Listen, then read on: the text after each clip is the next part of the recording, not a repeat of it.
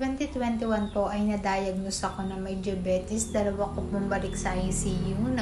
Tumaas po yung sugar ko. Nag-500 po ako. Nag-collapse po ako. Hindi ko po inaasahan na bubuhay pa po ako. Sabi po ng doktor ay hindi na daw po ako bubuhay. Balik for doktor ko po. Yun nga po, hindi na daw po ako bubuhay. But sabi ng mama ko sa mga doktor ko, hindi po kayo Diyos para sabihin yan. Ayan nga po, hindi po inaasahan. Nabuhay po ako. 2023, ayan nga po, nagkaanak po ako, hindi ko po inaasahan. Sobrang saya ko po. Ayan po, kabuwanan ko na po.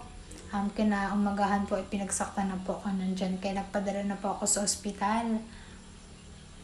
Medyo sobrang sama na ng pakiramdam ko. Kaya nilagyan na po nila ako ng dextrose. Kinakabahan ako. Hindi ko alam po anong gagawin ko. Pero dasal ako ng dasal. Nandiyan naman si mama. At nga po, kanagabihan nakita ko na po yung baby ko. Sobrang wala po mapaglagyan ng tuwa ang aking kasiyahan. Nung nakita ko ang aking anak. At ayan po ang aking.